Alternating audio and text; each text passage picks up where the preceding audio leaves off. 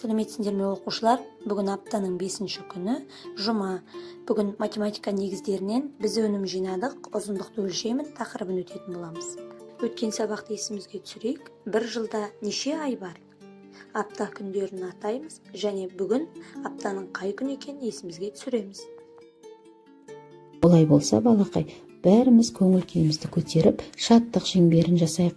Менімен бірге қайталай қойыңдар. Мейірімді жүрекпен, ақ пейілді тілекпен амандасып алайық, бір жадырап қалайық. Жүзімізге қараңыз, бал бұлжанған баламыз. Бізге қымбат күн шуақ, бізге қымбат бұл сабақ. Жарайсыңдар балалар, менімен бірге қайталадыңдар деп ойлаймын. Балалар, мен сендерге бір жұмбақ жасырғым келіп тұр. Егерде кім сол жұмбақтың жауабын тез табады, біз жаңа сабақты бастаймыз. Кәне мұқият боламыз балалар. Жұқа тақтай бөлшегі ұзындықтың өлшемі. Бұл балалар не деп ойлайсыңдар? Дұрыс айтасыңдар. Әрине, бұл сызғыш екен. Өте тамаша. Жарайсыңдар балалар. Дұрыс айтасыңдар балалар. Бұл жұмбақтың жауабы сызғыш. Балалар, сызғышты орысша линейка деп атайды, ал ағылшынша руле деп атайды. Менімен бірге қайталап жаттап алыңдар балалар. Балалар, бұл өлшеуіш заттардың ұзындығын өлшеуге арналған құрал екен балалар. Бұл өлшеуішпен біз бойымызды, аяғымыздың көлемін және тағда басқа ұзындықтарды өлшейді екенбіз. Балалар, бұны бізге білу өте маңызды. Олай болса, балалар, мына суретке назар аударайықшы. Бұл суретте екі қарындаш берілген.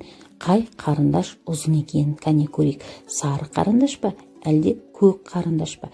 Әрине балалар, дұрыс айтасыңдар. Көк қарындаш ұзын екен. Міне, біз екеуісін салыстыра отырып ұзындықты білдік. Енді балалар, мына екі жіптің қайсысы қысқа екен? Үстіндегі ме, жоқ әлде астындағы ма? Әрине, үстіндегі жіп қысқа, астындағы жіп ұзын екен. Жарайсыңдар балалар, өте тамаша орындап жатырсыңдар. Балалар, келесі суретке назар аудара қойыңдар. Бұл жерде бізге берілген қарындаш, қайшы және өшіргіш. Енді балалар, ең бас жағында сызғыштың суреті тұр. Осы өлшеуіш құрал сызғыш арқылы біз балалар осы оқу құралдарының ұзындығын біле алады екенбіз. Ең қысқасы қайсы балалар? Әрине өшіргіш. Ал одан кейінгі қайшы. Осы оқу құралының ішіндегі балалар ең ұзыны қарындаш екен. Дұрыс айтасыңдар. Жарайсыңдар балалар.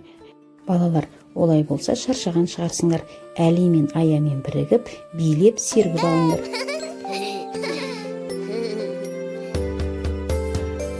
Біз болтаққан екеуміз, есептеуге бекембіз. Ақ төс келіп қосылса, үшеу болып кетерміз. Бір ауылда бір көзген, бар қызықты бір кешкен. Көжек бота Аямен, біз нешеуміз ақ төспен.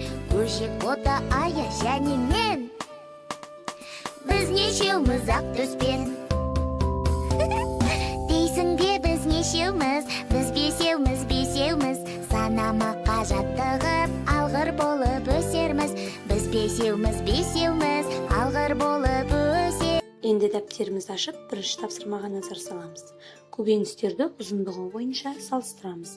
Қай көкөніс ең ұзыны, ең қысқасы қайсысы? Қай көкөніс кәдіге қарағанда қысқа, бірақ қиярдан ұзын? Сұрақтың жауаптарын үлкендерге айтып бер. Төменде көкөністердің ұзындығын өсу ретіне қарай сызып қос. Ең қысқасынан бастап ұзынына қарай сызамыз. Келесі тапсырмада ең ұзын бұрышты қызылмен, ал ең қысқасын жасылмен. Қызылдан қысқарақ, бірақ жасылдан ұзынырақ бұрышты сары түспен бояймыз.